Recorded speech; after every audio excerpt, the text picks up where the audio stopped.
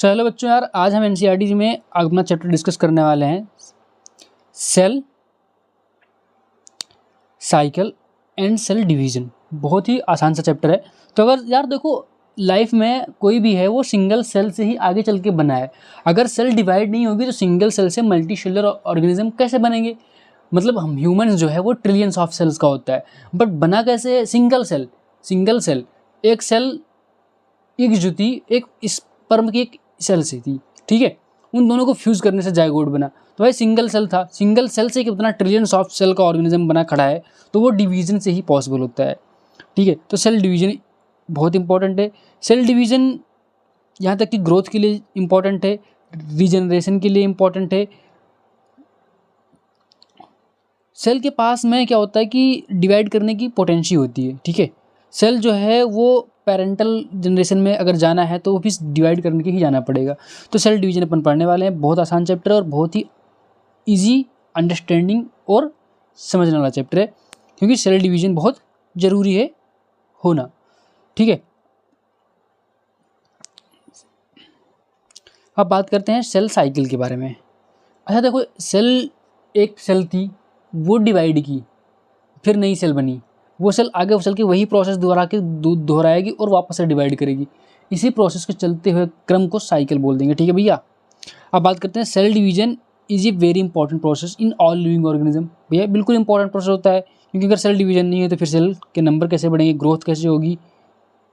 Growth होगी ही नहीं ना। डीएनए रेप्लिकेशन कैसे होगा भैया? सेल तो इम्पॉर्टेंट है ग्रोथ करना भैया, और डिवाइड करना। अगला टॉपिक पर बात करते हैं कि देखो, all these processes cell division के अंदर कौन कौन से प्रोसेस आते हैं, लाइक डीएनए का रेप्लिकेशन, सेल का ग्रोथ, ये दोनों होता है, ठीक है। तो ये सारे प्रोसेस सेल डिवीजन के अंदर ही आते हैं, ठीक है। DNA replication and cell growth takes place in coordinated way to ensure correct division and formation of progeny cells containing intact genome. मतलब ये एक कोऑर्डिनेटेड मैनर में होना चाहिए, नहीं कि पहले डीएनए रेप्लिकेशन कर लिया जाएगा बाद में सेल ग्रोथ कर लेगी, ऐसा नहीं हो सकता है।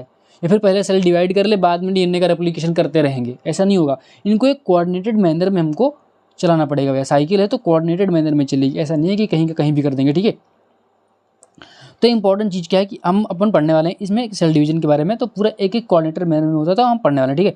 तो अगर बात करते हैं कि the sequencing event by which a cell duplicates its genome synthesis, the other constitute of the cell and eventually divides into two daughter cells is termed as cell division। Cell division की एक definition थी, cell cycle की एक definition थी, ठीक है।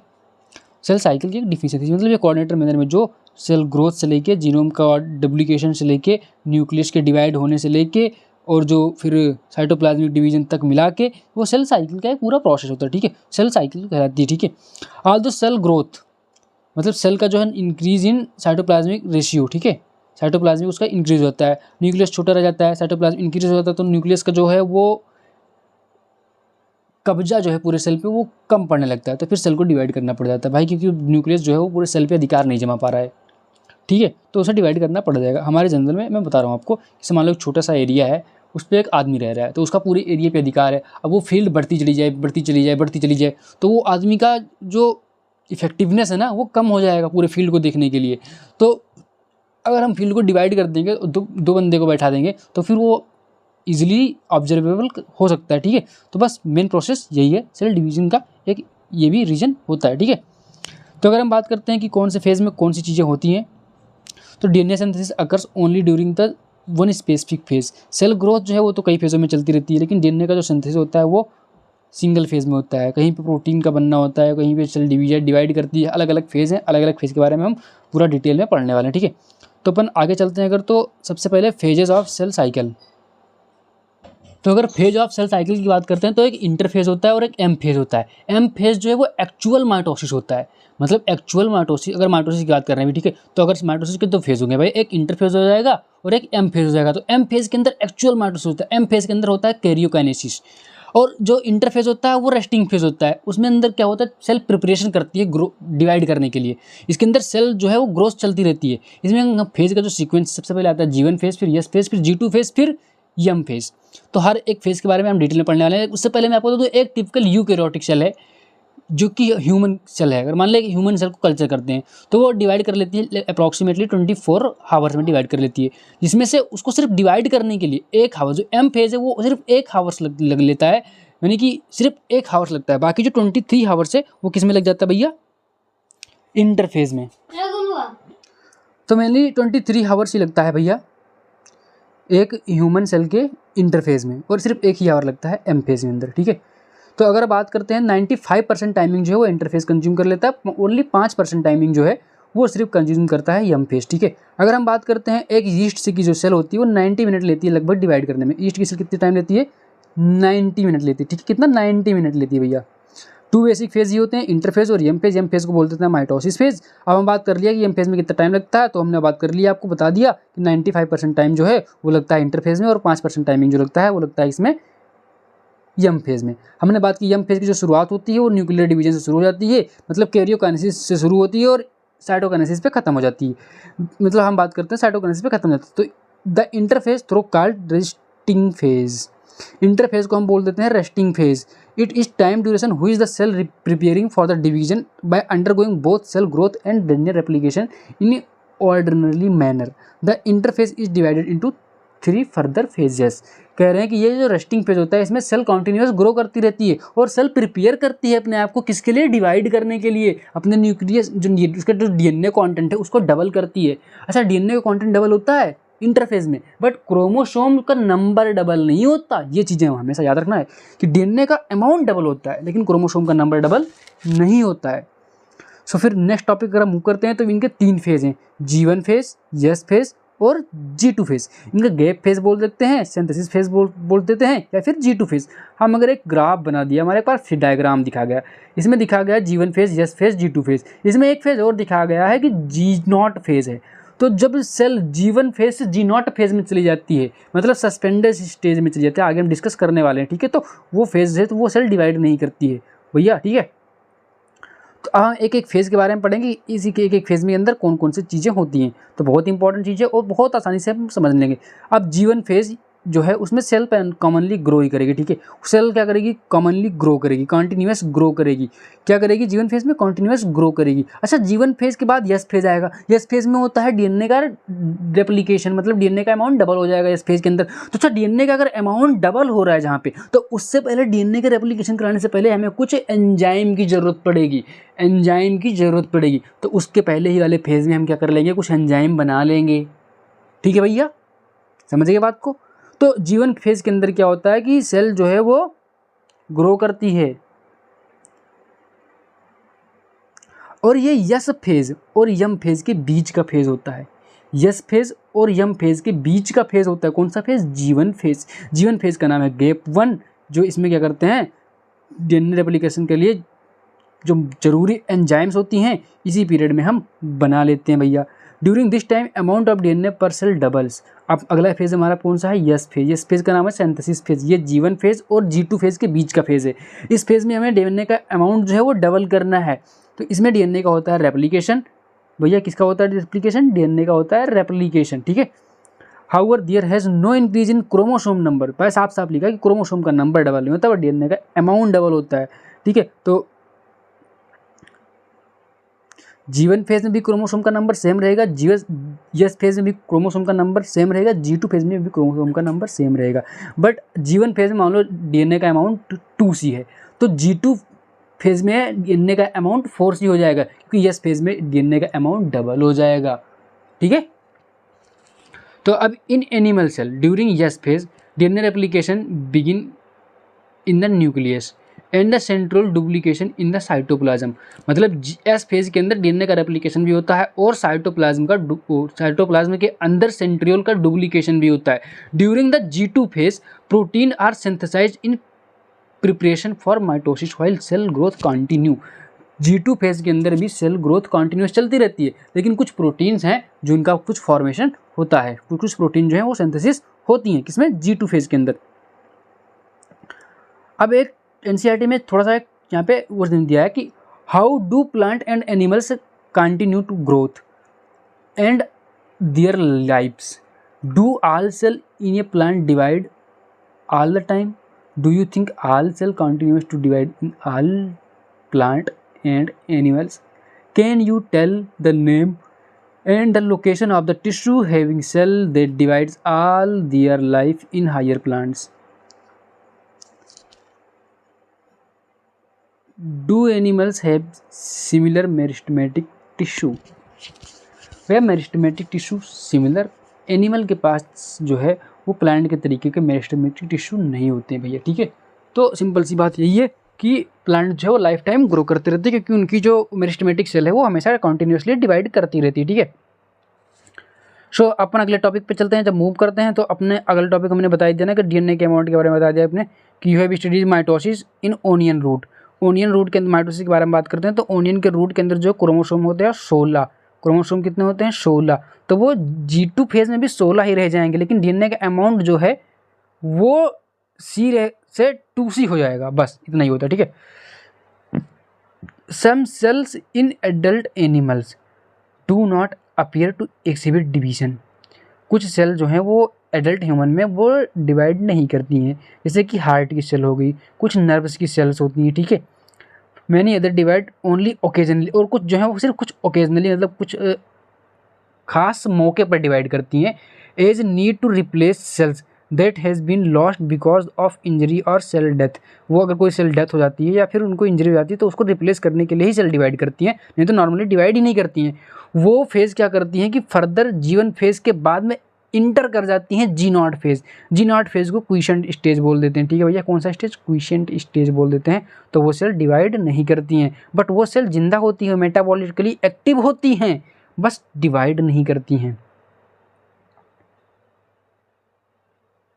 अब in animal mitotic cell division is only seen in diploid somatic cell. In animal mitotic cell division is only seen in diploid somatic cells. However, there are few exceptions to this where haploid cell divide by mitosis. मतलब animal के अंदर जो diploid sales हैं generally वही mitosis के जरिए divide करती हैं, ठीक है। बट कुछ एक्सेप्शन है, like male honey bee. Male honey bee सिर्फ एन होता है तो वो भी डिवाइड करता है माइटोसिस के जरिए ही, ठीक है।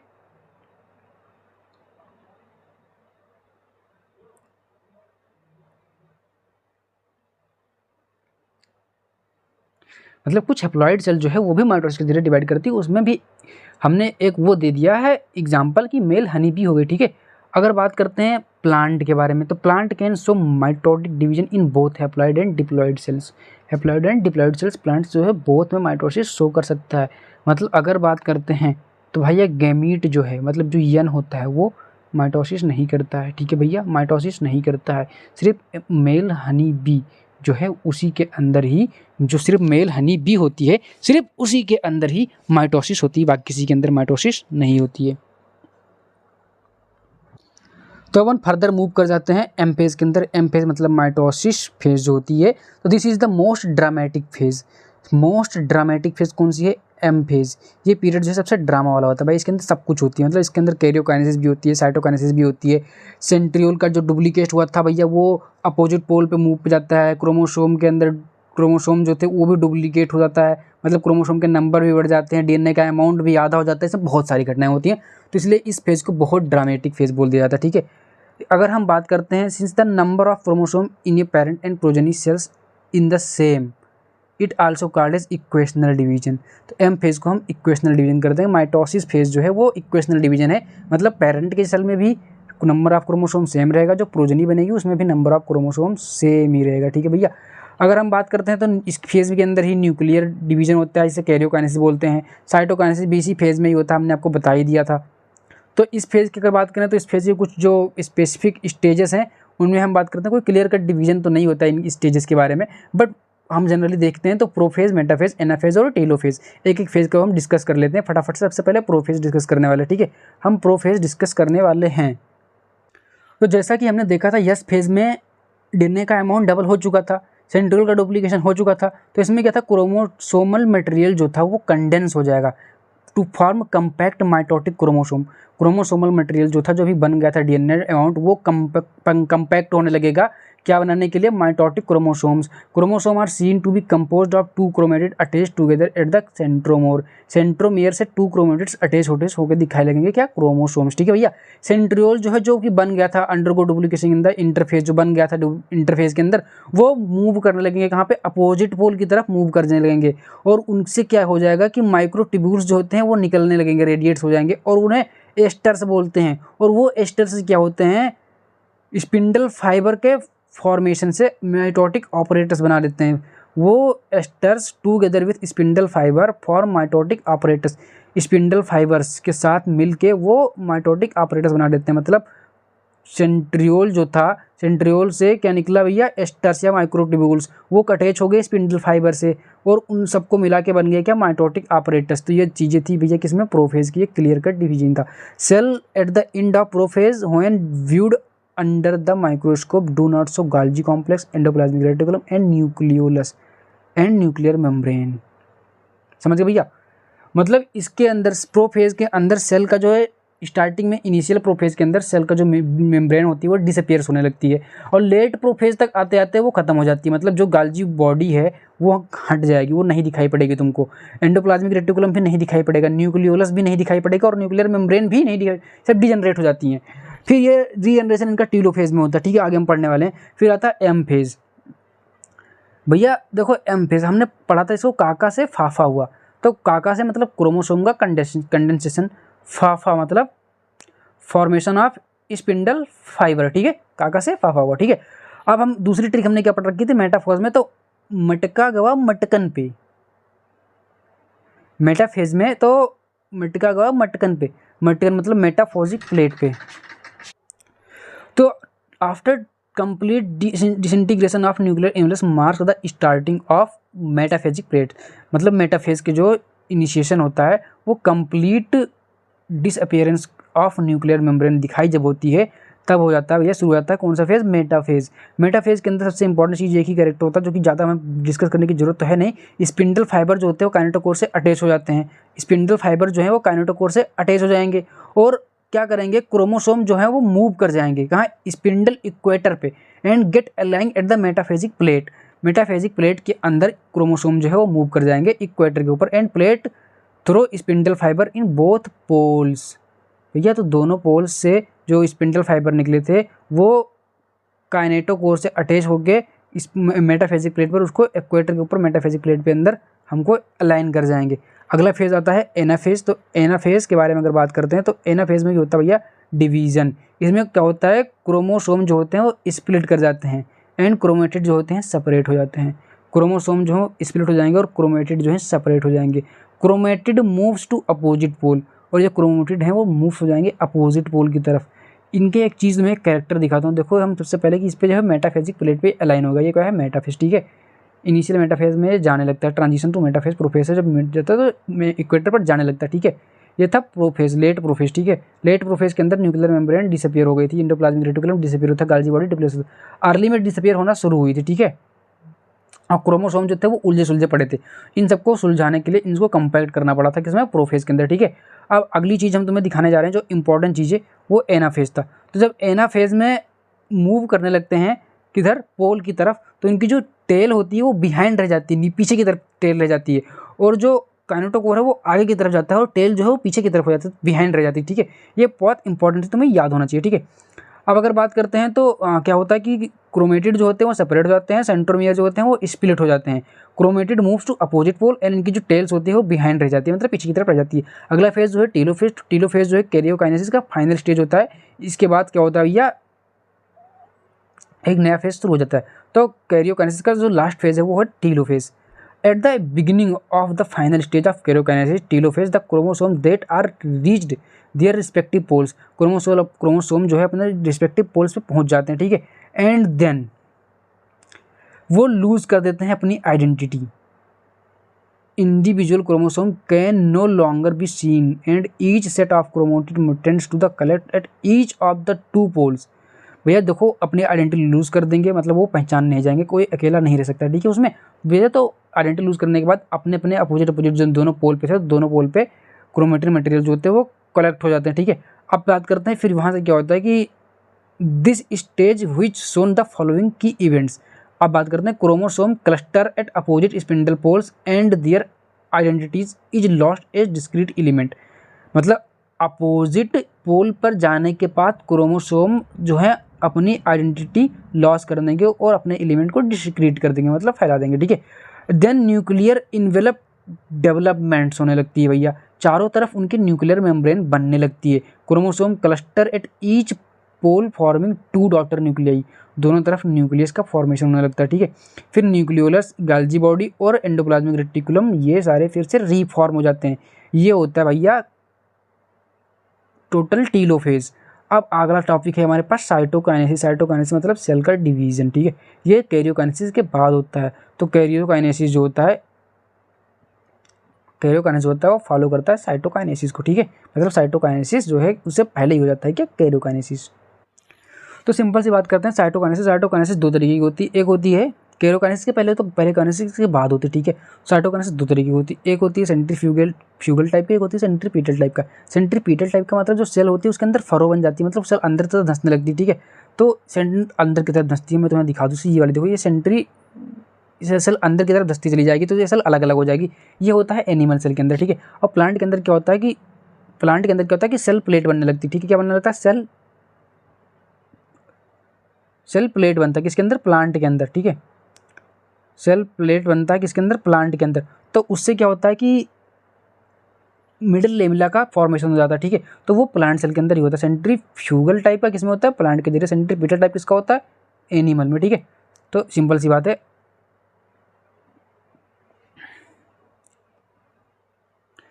अब कुछ कंडीशन में होता है कैरियोकाइनेसिस तो हो गई लेकिन साइटोकाइनेसिस नहीं हुई, तो उसके अंदर क्या होगा, एक ही सेल के अंदर 2 न्यूक्लियस बन चुके हैं भैया, तो उस कंडीशन को हम बोल देते हैं मल्टी न्यूक्लिएटेड, या फिर हम बोल देंगे सिंसाइटियम। इसका एग्जाम्पल है लिक्विड एंडोस्पर्म ऑफ कोकोनट, ठीक है, लिक्विड एंडोस्पर्म ऑफ कोकोनट। अब कुछ इंपॉर्टेंट टॉपिक है, इसका नाम है सिग्निफिकेंस ऑफ माइटोसिस। तो माइटोसिस को सिग्निफिकेंट पढ़ने वाले हैं। तो माइटोसिस और the equational division is usually restricted to the diploid cells only. Mitosis generally diploid cell के अंदर होती है, बट कुछ इंसेक्ट हैं जी हॉप्लाइड सेल के अंदर ही माइटोसिस हो जाती है। It is very essential to understand that significance of mitosis या फिर cell division in life organism, बहुत इसेंशियल होता है, मतलब बहुत ज़रूरी होता है, ठीक है। You aware from examples like studies of haploid and diploid insect के बारे में तुमने पढ़ा होगा, ठीक है। Mitosis usually result in the production of diploid daughter cells. Mitosis के अंदर अगर डिप्लॉयड सेल डिवाइड करती है तो डिप्लॉयड डॉटर सेल ही बनाती है माइटोसिस, ठीक है, विथ आइडेंटिकल जेनेटिक कंपोनेंट। और जेनेटिक कंपोनेंट जो है वो प्योर आइडेंटिकल होता है। तो जो पेरेंट के अंदर जीन है वही जीन क्या होगी, माइटोसिस करने के बाद सेल के अंदर होगी, आइडेंटिकल सेल बनाती है, ठीक है, क्या माइटोसिस, ठीक है भैया। अब ये काम आता है सेल के रिपेयर करने में, ग्रोथ कराने में, न्यूक्लियर साइटोप्लाज्मिक रेशियो के बैलेंस करने के लिए, एंड ब्लड सेल जो बनती है वो भी पुरानी ब्लड सेल मरने वाली हैं तो उनको रिप्लेस करने के लिए सेल डिवाइड कर देती हैं। तो भैया ये सारी चीज़ें जो हैं वो बहुत ज़रूरी होती हैं, ठीक है, किसके लिए, माइटोसिस के लिए। तो mitotic division in the meristematic tissue, the apical and the lateral cambium result in the continuous growth of plant through out their life.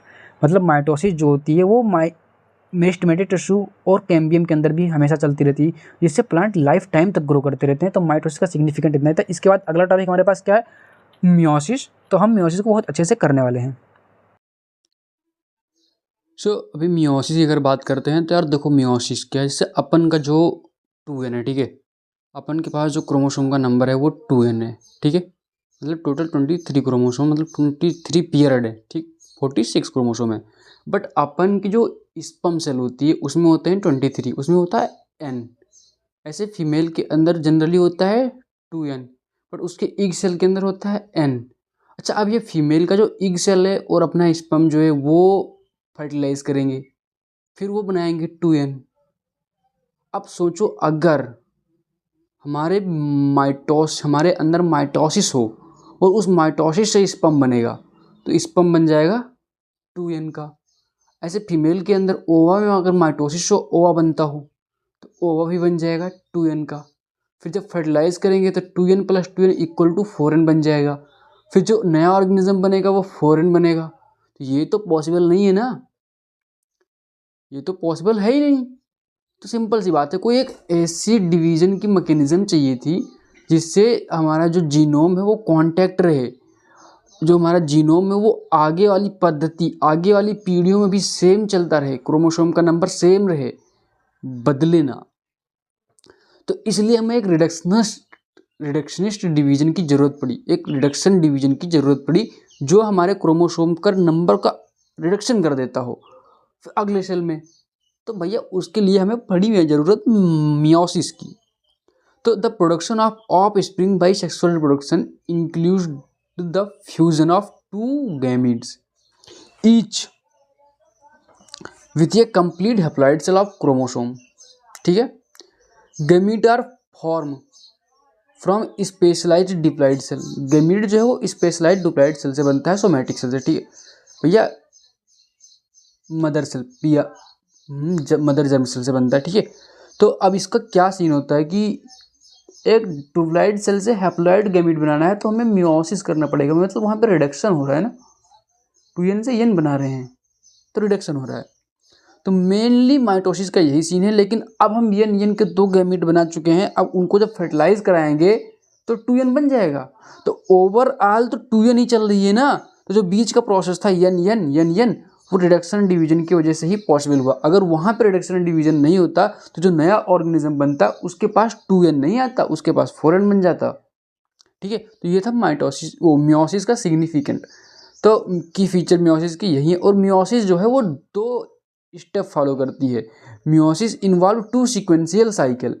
Meiosis जो है 2 साइकिल पड़ती है, एक वो भी दोनों में न्यूक्लियर डिवीजन होता है और सेल डिवीजन होता है। पहले में बोलते हैं, इनका नाम देते हैं, तो इनका एक का नाम होता है मियोसिस 1 और दूसरे का नाम है मियोसिस 2। बट सबसे बड़ी बात यही है कि बट मियोसिस 1 भी होता है, मियोसिस 2 भी होता है, बट डीएनए का रेप्लिकेशन सिर्फ एक ही में होता है। डीएनए का रेप्लिकेशन सिर्फ एक ही साइकिल में होता है। ठीक है भैया, वो भी मियोसिस 1 में ही होता है।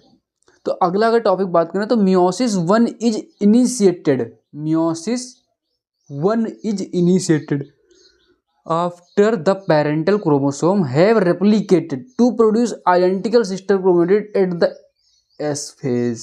एट द एस फेज कुछ समझे लल्ला?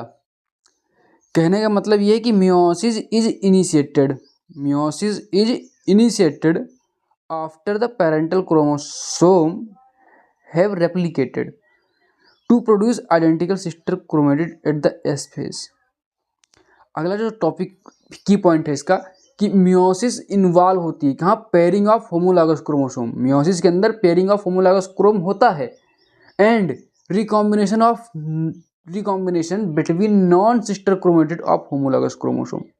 मियोसिस के अंदर होमोलॉगस क्रोमोसोम का पेयरिंग भी होता है और नॉन सिस्टर क्रोमेटिड के बीच में रिकॉम्बिनेशन भी होता है। अब eight the end of meiosis 2 हमें 4 हैप्लॉइड, कितना 4 हैप्लॉइड सेल बनी मिलती हैं।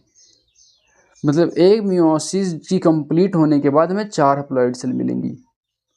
ठीक है भैया, अगर मियोटिक इवेंट को हम कुछ ग्रुप्ड करते हैं तो फिर ऐसे आता है, जैसे प्रोफेज 1, मेटाफेज 1, एनाफेज 1, टीलोफेज 1। फिर आता है मियोसिस 2 का प्रोफेज 2, मेटाफेज 2, एनाफेज 2 और टीलोफेज 2। इसके अंदर मियोसिस 1 के अंदर जो शुरू होने से पहले जो G1 phase, S phase, G2 phase आता है वो जनरली माइटोसिस के जरिए लाइक ही होता है। उसमें भी प्रिपरेशन होती है, सेल ग्रो करती रहती है और डीएनए का डुप्लीकेशन होता है एस फेज के अंदर। ठीक है, मैंने ऊपर ही बता दिया आपको। जब हम मियोसिस 1 पढ़ेंगे और मियोसिस 1 के बारे में डिटेल में देखते हैं कि मियोसिस 1 में क्या क्या है। ठीक है, तो ज़्यादा कुछ खास तो है नहीं, बहुत आसान सा चैप्टर है। तो यार इसका एक ट्रिक मैंने बना रखी भाई, इसके जो सारे फेज़ हैं कि प्रोफेज, टीलोफेज, जाइगोफेज, इन सब के जो ऑर्डर हैं वो याद नहीं होता भाई।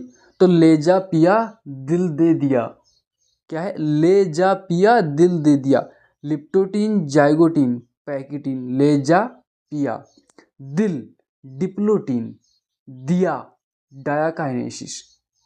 तो ये बहुत अच्छा ट्रिक था, मतलब मेरे हिसाब से मेरे को भाई भूल जाता था, मतलब इधर का उधर हो जाता था, इधर का उधर हो जाता था। तो मैंने कहा यार ये इधर का उधर होने से अच्छा है कि कोई ना कोई जुगाड़ बना लो, कोई ना कोई कॉन्सेप्ट लगा लो भाई, जिससे ये भटके ना। तो लेजा पिया दिल दे दिया, जब मियोसिस होती है तो लेजा पिया दिल दे दिया। तो इन जनरल अगर हम बात करते हैं तो जो प्रोफेज होता है मियोसिस का, वो माइटोसिस के तुलना में ज़्यादा लंबा होता है। अच्छा, इसके 5 फेज होते हैं, वहाँ प्रोफेज का सिर्फ एक ही 3 प्रोफेज में, मतलब 3 फेज अगर देखा जाए तो 3 फेज में डिवाइड करते थे, अर्ली और प्रोफेज और देन लेट प्रोफेज है ट्रांजेक्शन टू मेटाफेज। ठीक है, तो भाई उसको हम जनरली एक ही कंसिडर करते थे कि प्रोफेज, बट यहाँ पे एक प्रोफेज के अंदर 5 फेज होते हैं, लेजा पिया दिल दे दिया। ठीक है, तो ये तुम्हें याद होना चाहिए। अब एक एक फेज के बारे में हम पढ़ने वाले हैं, तो लेप्टोटीन, जाइगोटीन, पैकेटीन और डिप्लोटीन और डायाकाइनेसिस के बारे में हम पढ़ने वाले हैं। तो लेप्टोटीन क्या होता है कि लेप्टोटीन जो है उस टाइम पे, लेप्टोटीन के स्टेज के समय पे, अगर हम क्रोमोसोम को लाइट माइक्रोस्कोप में देखते हैं तो हमें दिखाई पड़ता है, तो लाइट मतलब दिखाई पड़ने लगता है, gradually visible under the light microscope, क्या क्रोमोसोम्स। इस टाइम पे होता क्या है, कंपैक्शन ऑफ क्रोमोसोम जो है वो continuous through out the leptotene चलता रहता है। तो लेप्टोटीन के अंदर सिर्फ 2 पॉइंट है कि वो तो पहली बात तो लाइट माइक्रोस्कोप के अंदर विजिबल हो जाता है, और ओवरऑल लेप्टोटीन के टाइम पे कंपैक्शन जो है वो क्रोमोसोम का वो चलता रहता है। फिर अगला जो फेज आ जाती है जाइगोटीन। तो जाइगोटीन क्या होता है कि zygotene during this stage chromosome start pairing together. Chromosome जो है वो पेयरिंग करना शुरू कर देते हैं together, associated together, and it's process of association is called synapses. तो देखो यार, इससे पहली बात, अगर जाइगोटीन तो मतलब जाइगोट का फॉर्मेशन, नॉर्मली अगर एक जनरल टर्म से बताता हूँ, जाइगोटीन मतलब जाइगोट मतलब जाइगोट का बनना। तो जाइगोट क्या होता है, 2 सेल से बनता था जाइगोट फ्यूज करने से। तो यहाँ पे भी क्या कह रहा है कि क्रोमोसोम जो है, यहाँ पे जो भी बता रहा है कि इस स्टेज में क्रोमोसोम की भी पेयरिंग शुरू हो जाती है, और जब क्रोमोसोम की पेयरिंग हो जाती है, दोनों साथ में आ जाते हैं, तो वो बना लेते हैं सिनेप्सिस। और such period of chromosome is called homologous chromosome. तो जो वो पीरियड होता है होमोलॉगस जो पीरियड होता है क्रोमोसोम्स का, तो उन दोनों पीयर होता है, मतलब पीयर में 2 क्रोमोसोम्स हो गए, तो उन्हें क्या बोल देते हैं, होमोलॉगस क्रोमोसोम्स। अच्छा, इलेक्ट्रॉन माइक्रोग्राफ में अगर इस स्टेज को इंडिकेट करते हैं हम, तो दिखता क्या है कि क्रोमोसोम सिनेप्स जो है वो एकम्प्लाइड कर देता है, फॉर्मेशन ऑफ कॉम्प्लेक्स स्ट्रक्चर, उसका नाम क्या होता है, सिनेप्टोनिमल कॉम्प्लेक्स। देखो हमने 2 चीज बताई कि देखो इसके अंदर क्या हो, क्रोमोसोम का पेयरिंग होने लगता है।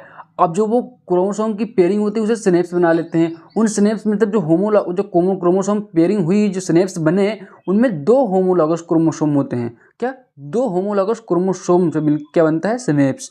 अच्छा, अगर हम इसको बात करते हैं इलेक्ट्रॉन माइक्रोग्राफ के अंदर देखते हैं, कंप्लाइंट करते हैं इनको, तो हमें दिखता क्या है कि स्ट्रक्चर दिखता है, उस स्ट्रक्चर का नाम होता है सिनेप्टोनिमल कॉम्प्लेक्स। तो सिनेप्टोनिमल कॉम्प्लेक्स हमें दिखता है। अच्छा, एक बात करें अगर, जैसे कि कॉम्प्लेक्स जो है, the complex formed by a pair of synapse, जो ये कॉम्प्लेक्स बना सिनेप्टोनिमल कॉम्प्लेक्स, वो एक पेयर के सिनेप्स से बनता है। ठीक है, अच्छा, होमोलॉगस क्रोमोसोम को जो पेयर बना है सिनेप्स का, उसे हम बाईवेलेंट बोल देते हैं या टेट्राड बोल देते हैं, उसी बाईवेलेंट टेट्राड बोल देते हैं। अच्छा, एक चीज और बताओ इसमें कि how were these are more clearly visible at the next stage. जब वो सिनेप्टोनिमल कॉम्प्लेक्स बन गया, कॉम्पैक्ट हो गया, एक जगह पे आके हो गया, तो अगले स्टेज में और अच्छे से क्लियर दिखेगा ना। तो the first 2 stage of prophase is relatively shorter lived as compare to आने वाली नेक्स्ट कौन सी है, पैकेटीन और डिप्लोटीन। मतलब ये कहने का मतलब ये एनसीईआरटी कह रही है कि लिप्टोटीन और जाइगोटीन कंपेरेटिवली छोटी होती, किसके, पैकेटीन और जाइगोटीन। अच्छा, देखो पहली बात तो क्रोमोसोम का कंपैक्शन हो गया, क्रोमोसोम की पेयरिंग हो गई, बाइवेलेंट का फॉर्मेशन हो गया, सिनेप्टोनिमल कॉम्प्लेक्स का फॉर्मेशन हो गया, होमोलॉगस क्रोमोसोम पेयर में आ चुके हैं। अब होने वाला है क्या, क्रॉसिंग ओवर। तो क्रॉसिंग ओवर कहाँ पे होगी, पैकेटीन, मतलब पैक करा दिया भैया, जो कुछ करना था वो सब करा के पैक करा दिया भैया, अब करना है क्रॉसिंग ओवर। तो during this stage the 4 chromatid of each bivalent chromosome becomes distinct and clearly appears as tetrad। मतलब यहाँ पे जो टेट्राड है वो बहुत आसानी से क्लियरली विजिबल होने लगता है। तो this stage is characterised by the appearance of recombinant nodule. अच्छा, इस स्टेज में रिकॉम्बिनेंट नोड्यूल्स का फॉर्मेशन हो जाता है भैया। This site at which crossing over occurs between non sister chromatid of the homologous chromosome. ये लाइन बहुत इंपॉर्टेंट है कि जो क्रॉसिंग ओवर होती है वो होती कहाँ है, तो वो non sister chromatid of homologous chromosome के अंदर होती है। अच्छा, crossing over is the exchange of genetic material between two homologous chromatid के नॉन सिस्टर क्रोमेटिड में। ठीक है भैया, तो क्रॉसिंग ओवर जो जेनेटिक मटेरियल का वो आदान प्रदान कराने में मदद करा देती है, जैसे नया रिकॉम्बिनेंट बन जाता है तो क्रॉसिंग ओवर का रिजल्ट क्या होता है, न्यू रिकॉम्बिनेंट। तो crossing over leads to recombinant of genetic material on the two chromosomes. Recombination between homologous chromosome is completed at the end of pachytene. Pachytene के एंड तक रिकॉम्बिनेशन जो होता है वो होमोलॉगस क्रोमोसोम का वो कंप्लीट हो जाता है। अच्छा, leaving the chromosome link at this side of crossing over. ठीक है, फिर द बिगिनिंग हो जाती है किसकी, डिप्लोटीन फेज की। अच्छा, डिप्लोटीन फेज जो है वो उसके भी कुछ कैरेक्टर्स हैं, उसको रिकग्नाइज करने के लिए अगर जहाँ दिख जाए तुमको कियाज्मेटा फॉर्मेशन, कियाज्मेटा कहाँ बनेगा, तो कियाज्मेटा बनेगा भैया डिप्लोटीन। क्रॉसिंग ओवर कहाँ होगी, क्रॉसिंग ओवर होगी पैकिटीन। रिकॉम्बिनेशन नोड्यूल कहाँ बनेगा, रिकॉम्बिनेशन नोड्यूल बनेगा पैकिटीन में। स्नेप्टोनिमल कॉम्प्लेक्स कहाँ बनेगा, स्नेप्टोनिमल कॉम्प्लेक्स जाइगोटीन में बनेगा, स्नेप्टोनिमल कॉम्प्लेक्स जाइगोटीन में बनेगा। बाइवेलेंट और टेट्राड कहाँ बनेगा, जाइगोटीन में बनेगा। Compaction of chromosome through out life through out this पूरे स्टेज के साथ कहाँ चलता रहता है भैया, लेप्टोटीन में चलता रहता है, लेप्टोटीन में चलता रहता है। ये सारी चीज़ें तुम्हें जो बता रहा हूँ मैं यही इंपॉर्टेंट है, डायरेक्ट यही आएंगे क्वेश्चन में और कुछ नहीं आएगा एग्जाम में, यही आने वाली है। तो कियाज्मेटा का जो शेप होता है वो एक्स शेप्ड स्ट्रक्चर होता है, कॉल्ड कियाज्मेटा। ठीक है, तो इसके अंदर होता क्या है कि dissolution of synaptonemal complex at the beginning of diplotene it recognised by the dissolution of synaptonemal complex. जो सिनेप्टोनिमल कॉम्प्लेक्स बना था पैकिटीन के अंदर उसका डिसोल्यूशन होने लगता है डिप्लोटीन के अंदर। ठीक है, and tendency to recombinate homologous chromosome as bivalent जो है वो सेपरेट होने लगते हैं each other except sites of crossovers. जहाँ क्रॉसिंग ओवर हुई थी उसको उस पॉइंट को छोड़ के बाकी अलग जो है वो सेपरेट होने लगते हैं। ठीक है, फिर नेक्स्ट स्टेज क्या है, डायाकाइनेसिस। ले जा पिया दिल दे दिया कर, तो दिया मतलब डायाकाइनेसिस। तो डायाकाइनेसिस जो है ये मार्क होता है टर्मिनलाइजेशन ऑफ कियाज्मेटा। और कियाज्मेटा का फॉर्मेशन कहाँ हुआ, कियाज्मेटा का फॉर्मेशन कहाँ हुआ, कियाज्मेटा का फॉर्मेशन हुआ डिप्लोटीन में। और कियाज्मेटा का टर्मिनलाइजेशन कहाँ हो रहा है, डायाकाइनेसिस में। अच्छा, डायाकाइनेसिस जो है वो लास्ट फेज होती है किसकी, प्रोफेज वन की, प्रोफेज वन की लास्ट स्टेज होती है। During this phase the chromosome are fully condensed. इस स्टेज पर क्रोमोसोम जो थे वो फुली कंडेंस हो चुके थे। And the meiotic spindle is assembled to prepare the homologous chromosomes. And the meiotic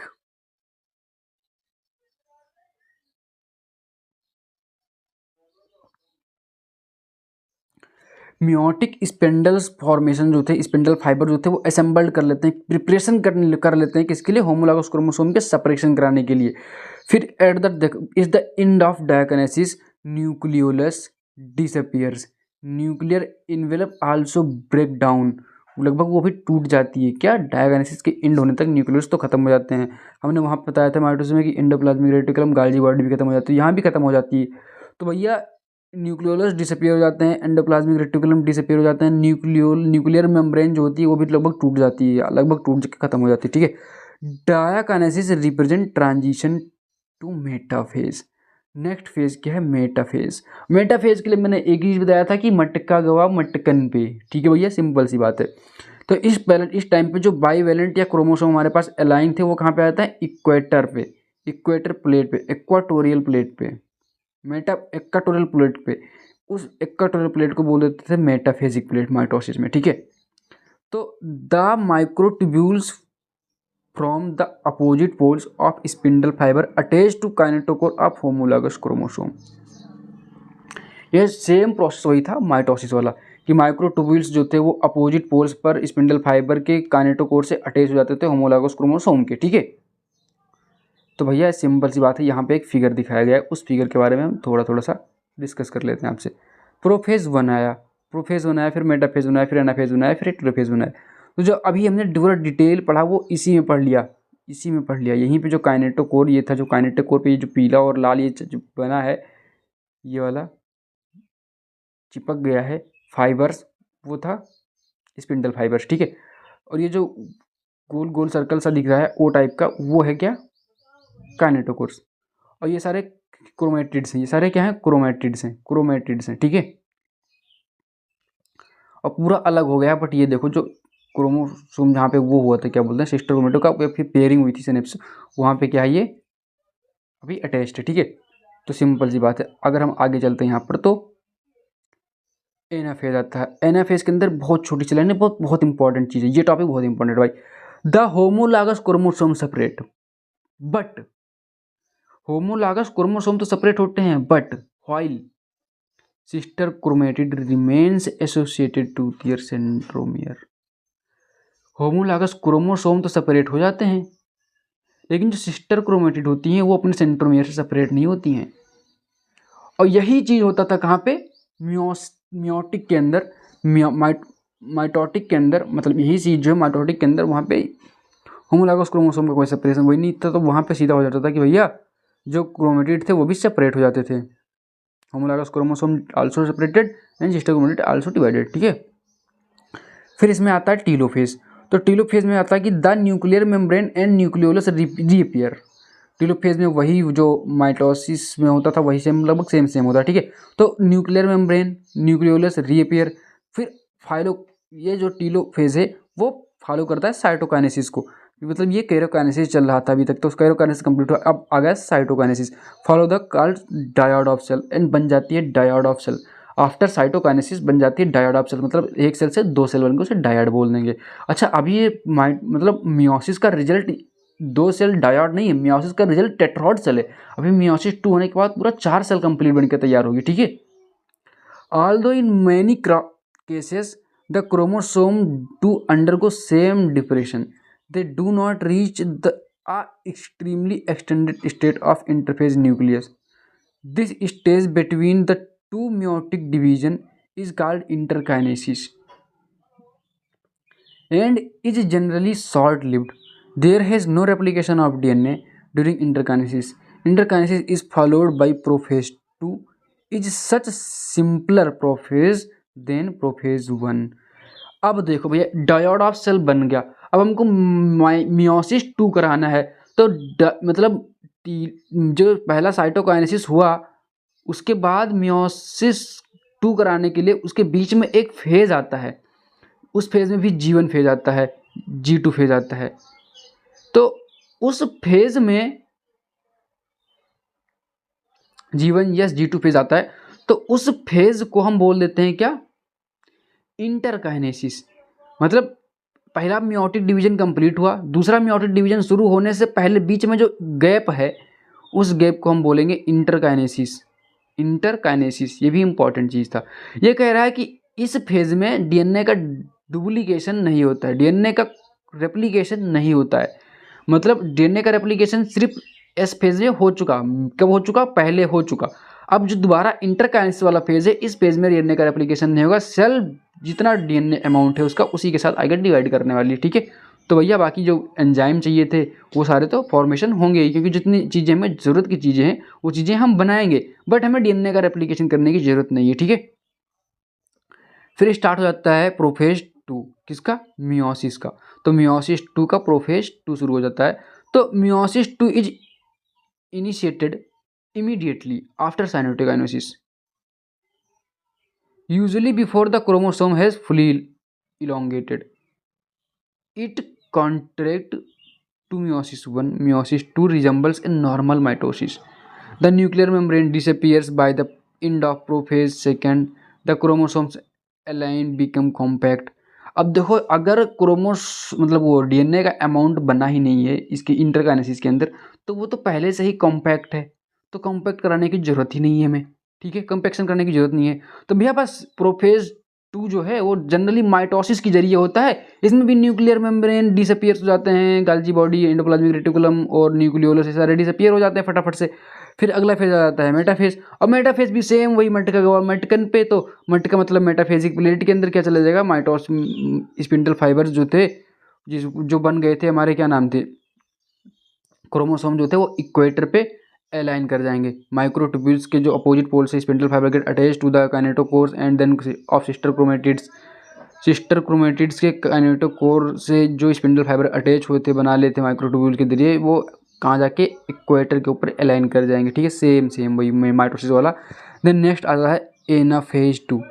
तो it begin with the simultaneous splitting of centromere. It begin with simultaneous splitting of chromosomes of each chromosome. देखो which was holding to the sister chromatid together. कहने का मतलब ये है कि जो simultaneous splitting होती है किसके अंदर, सेंट्रोमियर के, जो ईच क्रोमोसोम के सेंट्रोमियर है उनके अंदर साइमल्टेनियस स्प्लिटिंग हो जाएगी। Allow them to move towards opposite pole, इनको अपोजिट पोल की तरफ मूव करने के लिए अलाउ हो जाएगा। अब बात करते हैं shortening of microtubules attach to kinetochore. जो माइक्रोट्यूब्यूल्स काइनेटोकोर से अटैच थे उनका शॉर्टनिंग हो जाएगा, क्योंकि पहले इक्वेटर तक आए थे तो लंबे थे वो, अब उनको पोल की तरफ ही चले जाना है। तो जब पोल की तरफ जाएंगे तो उनका शॉर्टनिंग होगा, जब उनका शॉर्टनिंग होगा तभी तो वो एक दूसरे को खींचेंगे, तभी तो वो अपने तरफ खींचेंगे, तो अपने तरफ बुला लेते हैं। अच्छा, जब ये अपने तरफ जाने लगते होंगे तब क्या लगता है कि उनकी जो टेल्स होती है, क्रोमेटिड्स होती हैं, वो बिहाइंड रह जाती है और काइनेटोकोर जो होता है वो आगे की तरफ टूवर्ड्स रहता है। ठीक है, तो ये चीज़ें बहुत ज़रूरी थी। अब एक ही चीज़ बचता है, हम यहाँ पे दिखा देते हैं फिगर थोड़े से, कैसे टेट्रॉड बनता है। देखो हमने मियोसिस वन कराया जब, तो बन गया था डायोड। अब उन डायोड सेल के अंदर मियोसिस 2 कराते हैं, तो मतलब डायोड मतलब 2 सेल्स के अंदर मियोसिस 1 कराएंगे, तो फिर 2 सेल से बन गई 4 सेल, तो टोटल 4 सेल बन जाती है हैप्लॉइड। हमने शुरू की थी मियोसिस 1 कहाँ से, डिप्लॉइड सेल से, और बनी कितनी, हैप्लॉइड 4 सेल बनी। ठीक है, फिर आता है टीलोफेज 2 में वही क्या होता है कि मियोसिस का जो एंड फेज होता है वो टीलोफेज 2 होता है, which 2 groups of chromosomes once again get enclose to the nuclear envelope. वही फाइनली जो क्रोमोसोम्स हैं वो न्यूक्लियर मेम्ब्रेन के तरफ एनवेलप हो जाते हैं। Cytokinesis follow resulting of the formation of tetrad of the cells for haploid daughter cells. ठीक है, अब सिग्निफिकेंस ऑफ मियोसिस, ये लास्ट टॉपिक है हमारा कि सिग्निफिकेंस ऑफ मियोसिस क्या होता है, कि मियोसिस का मेनली सिग्निफिकेंस क्या होता है। तो meiosis is the mechanism by which conservation of specific chromosome number of each species is achieved across generation in sexually reproducing organism, even though the process per se paradoxically result in reduction of chromosome number by a half. It also increase the genetic variability in the population of organism from the generation to next generation. Variation is very important for the process of evolution. भैया देखो meiosis अगर नहीं होती तो पहली बात तो हम क्या नहीं कर सकते थे, अपने स्पीसीज के जो क्रोमोसोम नंबर थे वो हम बराबर नहीं रख पाते भैया, क्योंकि देखो फिर हमने पूरा सा स्टार्टिंग में बता दिया था क्या प्रॉब्लम हो जाती, तो उसके लिए मियोसिस बहुत ज़रूरी थी पर से पैराडॉक्स भी रखने के लिए बहुत ज़रूरी थी। अच्छा, अगर मियोसिस नहीं होती तो मियोसिस के अंदर ही होता है रिकॉम्बिनेशन, मियोसिस के अंदर होता है कॉम्बिनेशन, जेनेटिक मिक्सिंग, क्रोमोसोम के मिक्सिंग, पेयरिंग, जिससे नया रिकॉम्बिनेंट बनता है। अगर रिकॉम्बिनेंट नहीं बनेंगे तो जनरली वो आइडेंटिकल बनने का कोई मतलब नहीं है, तो सुपीरियरिटी नहीं मिलेगी। अच्छा, इवोल्यूशन के लिए वेरिएशन इंपॉर्टेंट होता है, तो अगर मियोसिस नहीं होगी तो इवोल्यूशन रुक जाएगा। ठीक है, तो ये सारे थे मियोसिस के सिग्निफिकेंट फीचर्स। तो अब हम सिग्निफिकेंस ऑफ मियोसिस ये सारे थे, तो इसी के साथ हमारा जो चैप्टर होता है मियोसिस वो होकर है बन के तैयार। अगले वीडियो में हम जब मिलेंगे आपसे तो कुछ बेहतरीन सा टॉपिक लेके आएंगे और कुछ बेटर और प्रयास करेंगे। बट मुझे होप है, मुझे आशा है कि आपने ये पूरे वीडियोस को ध्यान से देखा होगा और आपको अच्छे से समझ में आया होगा। तो अगर आपको अच्छे से समझ में आया है, आपको लगा कि ये हमारे लिए हेल्पफुल तो कंपलसरी होता ही होता है, क्योंकि अगर मैं आपको बात करूँ तो ये पूरा चैप्टर भी 5 मिनट के अंदर रिवाइव करा सकता हूँ। ठीक है, क्योंकि मेरे को ये पूरा चैप्टर लगभग एक एक लाइन याद हो चुकी है। कहो तो मैं आपको बता दूँ, बट अगर आप ये चीज़ें अभी आप खुद से आँख बंद करके सिर्फ 5 मिनट के लिए समराइज़ कर लेंगे, तो आपको ये चैप्टर एकदम लोहा लाट हो जाएगा भैया। कोई सोचने की ज़रूरत नहीं है, आपके लिए एकदम प्रिपरेशन एकदम मक्खन मलाई भैया हो जाएगा। तो दिक्कत की बात है नहीं। बस कृपया करके हमारे चैनल को सब्सक्राइब कर दें और नेक्स्ट वीडियो के लिए तैयार रहिए। भैया आप जो है पढ़ाई लिखाई करते रहना है, और तो कोई चीज़ें करनी नहीं है। तो चैनल को सब्सक्राइब कर लो, वीडियो को लाइक कर दो, और अपनी जो कमेंट्स सेक्शन होता है उसमें अपनी रेटिंग दे दो भैया कि सर जी ये अच्छा लगा, भैया ये अच्छा लगा, ये पढ़ाया आपने, ये अच्छी चीज़ बताई, आपका तरीका अच्छा था, आपकी ट्रिक अच्छी थी। जो अच्छा लगे आपको वो आप बता दीजिए, जिससे कि हम अगले वीडियो में सुधार कर सकें। अगर कोई डाउट है आपको तो आप अपने डाउट हमें कमेंट सेक्शन में पूछ सकते हैं, उसका रिप्लाई आपको कंपलसरी है कि मिलेगा। तो बस तब तक के लिए मिलते हैं अगले वीडियो में।